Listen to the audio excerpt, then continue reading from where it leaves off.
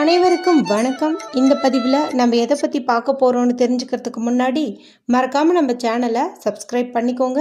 கூடவே பெல் பட்டனையும் கிளிக் பண்ணிவிட்டு ஆளுங்கிற ஆப்ஷனை கொடுத்துட்டிங்கன்னா நான் போடுற வீடியோக்கள் எல்லாமே மிஸ் ஆகாமல் நோட்டிஃபிகேஷனில் வந்துடும். இந்த பதிவு ரொம்ப ரொம்ப முக்கியமான பதிவு அப்படின்னே சொல்லலாங்க. எதற்கான பதிவு அப்படின்னு பார்த்திங்கன்னா, நம்மளில் நிறைய பேர்த்துக்கு தீராத பண கஷ்டம் இருந்துகிட்டே இருக்கும். அதாவது பண தேவை அப்படின்னு ஒன்று பூர்த்தி ஆகவே ஆகாது. ஒன்றை மாற்றி ஒன்று செலவு வந்துக்கிட்டே இருக்கும்னு வச்சுக்கோங்களேன். இந்த ஜான் ஏர்னா முளை சறுக்குன்னு சொல்கிற மாதிரி நமக்கு ஏதாவது ஒரு புதுசாக ஒரு பணம் வருது, ஒரு இன்க்ரிமெண்ட் கிடைக்குது, இல்லை ஏதாவது ஒரு திடீர் அதிர்ஷ்டம் மூலமாக பணம் வருது அப்படிங்கும்போது அதை நூல் பிடிச்ச மாதிரியே பின்னாடியே அதுக்குண்டான செலவு வந்துடும்.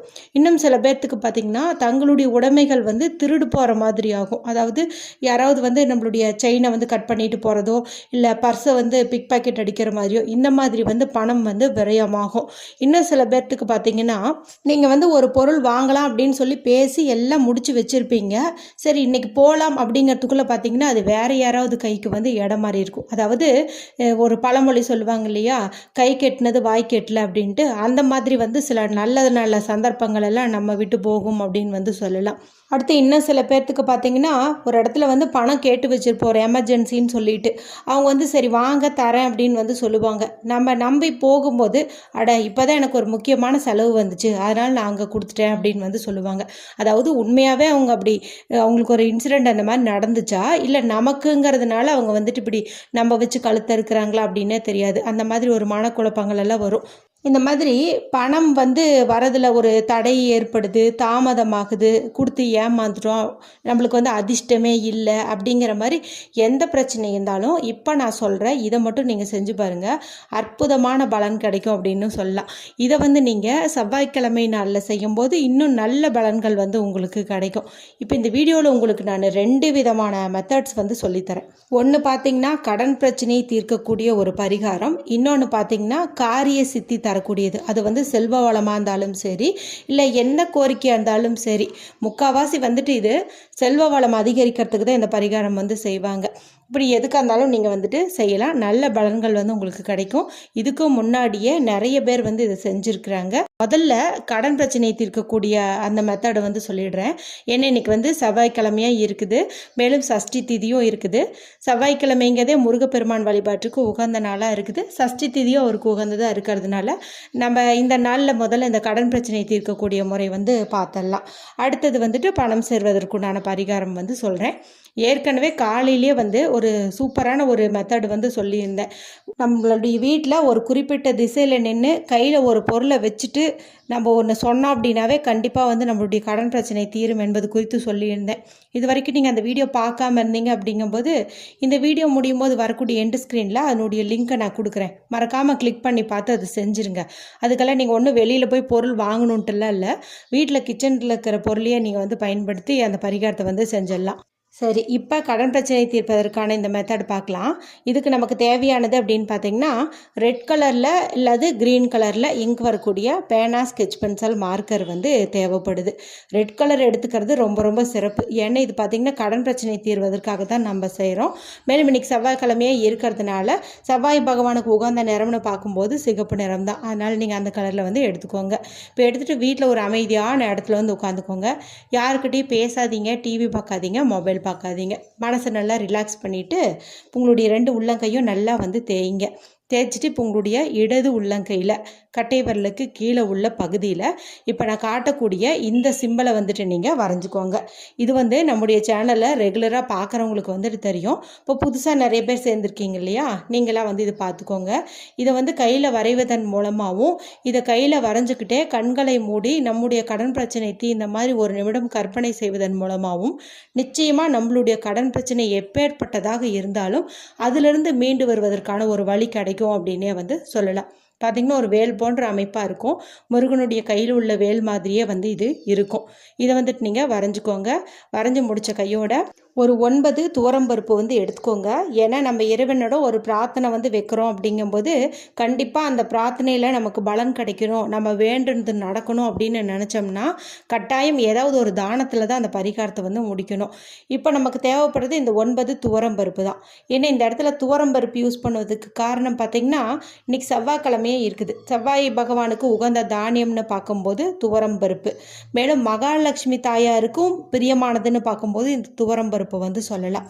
இதில் 9 அப்படிங்கிற எண்ணிக்கையில் எடுத்துக்குவதன் காரணம் பார்த்திங்கன்னா செவ்வாய் பகவானுக்கு உரிய எண்ணுன்னு பார்க்கும்போது 9, அதனால தான் இந்த எண்ணிக்கையில் வந்து நம்ம எடுத்துக்கிறோம்.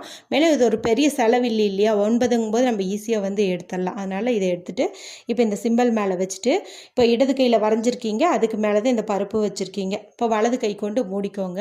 இப்போ உங்களுடைய கடன் பிரச்சனை தீர்ற மாதிரி நீங்கள் அப்படியே வந்து ஒரு நிமிடம் கற்பனை வந்து பண்ணி பாருங்கள். அதையும் தாண்டி இன்னொரு விஷயத்தையும் வந்து பண்ணுங்கள். என்னென்னா உங்களுடைய கடன் தொகை எவ்வளவோ அதை சொல்லி கேன்சல் அப்படின்னு வந்து சொல்லுங்கள். இப்போ ஒரு உதாரணத்துக்கு சொல்லணுன்னா 2 லட்சம் கடன் கேன்சல் அப்படின்னு வந்துட்டு சொல்லுங்கள். இல்லைன்னா யார்கிட்ட வாங்கினீங்களோ அவங்க பேரை சொல்லியும் நீங்கள் வந்து கேன்சல்னு சொல்லலாம். 2 லட்சம் கார்த்தி அவங்க கிட்ட வாங்கியிருக்கோன்னு அர்த்தம். கடன் கேன்சல். 2 லட்சம் கார்த்தி கடன் கேன்சல். 2 லட்சம் எஸ்பிஐ கடன் கேன்சல். 2 லட்சம் வீட்டு கடன் கேன்சல். இந்த மாதிரி வந்துட்டு நீங்கள் சொல்லுங்கள். இதுக்கு எண்ணிக்கை கணக்கெல்லாம் இல்லை, எவ்வளோ முறை வேணுமானால் சொல்லலாம். சொல்லி முடிச்சுட்டு இந்த துவரம்பருப்பை நீங்கள் வீட்டு வாசலில் எங்கேயாவது ஒரு பக்கம் நீங்கள் அப்படியே வந்து தூவி விட்டுருங்க. அது ஏதாவது எறும்புகள் வந்து எடுத்து சாப்பிட்டுக்கும், இல்லை பறவைகள் வந்து உணவை எடுத்துக்கும். இந்த மாதிரி வந்துட்டு நீங்கள் தானம் பண்ணிவிடுங்க. இப்போ நடுவில் இது அழிஞ்சிடுச்சு அப்படிங்கும்போது இந்த செவ்வாய்க்கிழமை நாள் முழுமையுமே அது உங்கள் கையில் இருக்கிற மாதிரி மறுபடியும் நீங்கள் இன்னொரு முறை வந்து வரைஞ்சிக்கோங்க. இப்போ பணம் சேருவதற்கான ஒரு பரிகாரத்தையும் வந்து சொல்லிடுறேன். இதுக்கும் நமக்கு தேவைப்படுறது அப்படின்னு பார்த்தீங்கன்னா துவரம்பருப்பு தான் வந்து தேவைப்படுது. இது நீங்கள் வந்து தானமெல்லாம் ஒன்றும் கொடுக்க தேவையில்லை. நீங்கள் வீட்டில் எப்படி துவரம்பருப்பு டப்பாவில் போட்டு வச்சுருக்கீங்களோ இல்லை பவுலில் போட்டு வச்சுருக்கீங்களோ எதில் போட்டு வச்சுருந்தாலும் சரி, அதிலே வந்து இந்த பரிகாரத்தை வந்து நீங்கள் செஞ்சு முடிச்சிடலாம். இப்போ ஒரு ஒயிட் ஷீட் வந்து எடுத்துக்கோங்க. எந்த ஒரு கோடுகளும் இல்லாத, கிழிசலும் இல்லாத, நல்ல பியூர் அன்ரூல்டாக இருக்கக்கூடிய ஒரு ஒயிட் ஷீட் எடுத்துக்கோங்க. இதை வந்து சதுர வடிவில் கட் பண்ணி வச்சுக்கோங்க. அடுத்தது க்ரீன் கலரில் இங்க் வரக்கூடிய பேனா, ஸ்கெட்ச் பென்சில், மார்க்கர் வந்து நீங்கள் எடுத்துக்கோங்க. நம்ம முன்ன வரைஞ்ச சிம்பிளுக்கு ரெட் கலர் தேவைப்படுது. ஏன் அப்படின்னு பார்த்தீங்கன்னா அது வந்து கடன் பிரச்சனையை தீர்க்கக்கூடியது. இது வந்து பணவரவுக்காக செய்கிறோம். அதனால நம்ம வந்து க்ரீன் கலர் வந்து எடுத்துக்கிறது சிறப்பு. அடுத்தது இப்போ நான் ஸ்க்ரீனில் காட்டக்கூடிய பணவரவிற்குண்டான இந்த சிம்பிளை வந்துட்டு நீங்கள் வரைஞ்சிக்கோங்க. முதல்ல ஒரு எனர்ஜி சர்க்கிள் வந்து போட்டுக்கோங்க. இப்போ அதுக்குள்ளே இப்படி 4 மாதிரி வந்து போடுங்க. 2 பக்கமும் 2 டாட் வந்து வைங்க. மேலே பார்த்திங்கன்னா ஒரு டீயை வந்து கமுத்தி போட்டோம்னா எப்படி இருக்குமோ அந்த மாதிரி ஒரு சிம்பிள், இதை வந்துட்டு நீங்கள் போட்டுக்கோங்க. அடுத்து நமக்கு தேவைப்படுறது அப்படின்னு பார்த்திங்கன்னா 1 ரூபாய் நாணயம் வந்து தேவைப்படுது. 1 ரூபாய் அப்படிங்க பார்த்திங்கன்னா மகாலட்சுமி தாயாரின் அம்சம் பொருந்தி ஒரு நாணயமாக கருதப்படுது. இந்த 1 ரூபா தான் நமக்கு 100 ரூபாவா, 1000 ரூபாவா, கோடி ரூபாயா வந்து மாறப்போகுது. இப்போ இதை எடுத்துக்கோங்க. இப்போ இந்த 1ன்னு போட்டிருக்குது இல்லையா, இந்த இடத்துல நீங்கள் 808 அப்படிங்கிற நம்பரை வந்துட்டு எழுதுங்க. 808. இது பார்த்திங்கன்னா நல்ல ஒரு பணவரவை ஈர்த்து தரக்கூடிய ஒரு எண் அப்படின்னு வந்து சொல்லலாம். மேலும் இன்றைக்கி தேதியும் பார்த்திங்கன்னா நமக்கு வந்து அக்டோபர் மாதத்தின் 8ஆம் தேதி.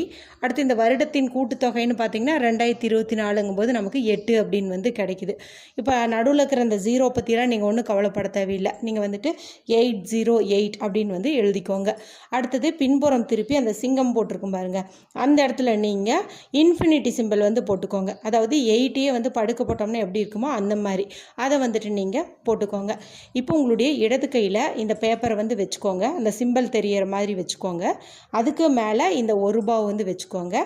இப்போ வலது கை கொண்டு மூடிக்கிட்டு I am financially free, I am financially free, I am financially free அப்படிங்கிற வார்த்தையை வந்து சொல்லுங்கள். இப்படிலாம் எனக்கு சொல்கிறதுக்கு பிடிக்கல அப்படின்னா கண்களை மூடி உங்ககிட்ட நிறைய பணம் சேர்ற மாதிரி நீங்கள் வந்து கற்பனை பண்ணிக்கோங்க.